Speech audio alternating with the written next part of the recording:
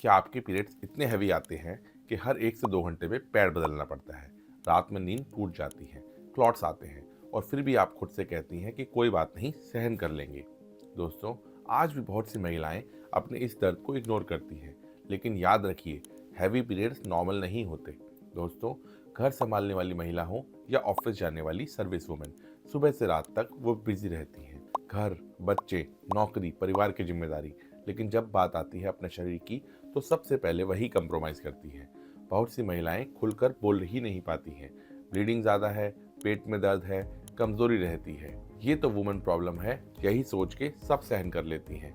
ये एक गलत सोच है। दोस्तों, यूट्राइन फाइब्रॉइड बच्चेदानी की मांसपेशियों से बनने वाली गांठ होती है। यह कोई कैंसर नहीं है, लेकिन जीवन की क्वालिटी खराब कर सकती है। फाइब्रॉइड की वजह से बहुत से प्रॉब्लम्स रहते हैं, जैसे हैवी और लंबे पेनफुल पीरियड्स, पेल्विक पेन या प्रेशर, एनीमिया, थकान होना, चक्कर आना, पेट फूला फूला लगना और कुछ महिलाओं में इनफर्टिलिटी या बार बार मिसकैरेज भी हो सकता है। आपको फाइब्रॉइड की पॉसिबिलिटी के बारे में सोचना चाहिए अगर आपको पीरियड 6 से 7 दिन से ज़्यादा होते हैं। ब्लीडिंग हर साइकिल में बढ़ती जाती है, पैड्स बहुत जल्दी भर जाता है, क्लॉट्स आने लगते हैं और हीमोग्लोबिन बार बार कम आता है। इसका डायग्नोसिस एक सिंपल अल्ट्रासाउंड से किया जा सकता है। समय पर पहचान की जाए तो यूट्रस को हिस्टेक्टमी से बचाया जा सकता है। जब फाइब्रॉइड डायग्नोसिस होता है तो एक ही शब्द सुनाई देता है, हिस्टेक्टमी, यानी बच्चादानी निकालनी पड़ेगी। और यूट्रस तो एक फीमेल का अभिन्न अंग होता है और ये सुन के महिलाएं टूट जाती हैं। वह यूट्रस निकलवाना नहीं चाहती हैं।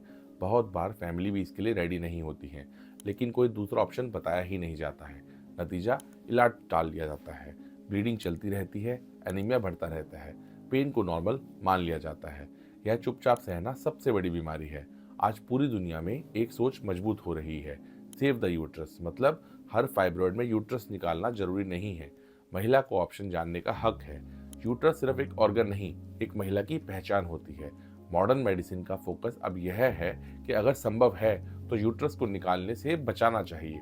इसी सोच का हिस्सा है यूट्राइन आर्टरी एम्बोलाइजेशन।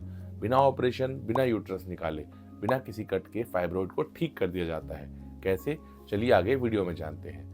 फाइब्रॉइड को खून सप्लाई करने की नसों को माइक्रो पार्टिकल से ब्लॉक कर दिया जाता है। फाइब्रॉइड श्रिंक हो जाता है, ब्लीडिंग और पेन कम हो जाते हैं, एनीमिया सुधरता है और यूट्रस प्रिजर्व रहता है। अब जानते हैं ये प्रोसीजर होता कैसे है। इस प्रोसीजर में पेशेंट को 1 से 2 दिन एडमिशन किया जाता है। तीसरे दिन से पेशेंट नॉर्मल रूटीन रिज्यूम कर सकता है। कोई बड़ा स्कार नहीं, कोई चीरा नहीं, कोई टाँका नहीं। पूरा प्रोसीजर 1 घंटे में कंप्लीट हो जाता है। मरीज को प्रोसीजर में कोई बेहोशी नहीं दी जाती है। जांग में सुन करके एक पतले कैथेटर को बच्चेदानी की खून सप्लाई करने वाली नस में डाला जाता है और फाइब्रॉइड की खून की सप्लाई को बंद कर दिया जाता है। 1 से 2 दिन के बाद पेशेंट की छुट्टी कर दी जाती है और अगले दिन से पेशेंट अपनी नॉर्मल एक्टिविटीज रिज्यूम कर सकते हैं। मैं फैमिली से कहना चाहता हूँ, excessive period pain normal woman problem नहीं होती है। इस समय महिला को सपोर्ट की जरूरत है, फैमिली की जरूरत है, ऑप्शन जानने की जरूरत है। क्योंकि अगर महिला स्ट्रांग है तो परिवार स्ट्रांग है और परिवार स्ट्रांग है तो देश स्ट्रांग है। अगर आप हैवी पीरियड से परेशान हैं, यूट्रस में फाइब्रॉइड है, हिस्टेक्टमी से डर लग रहा है, तो चुप मत रहिए। व्हाट्सएप पर कंसल्ट कीजिए।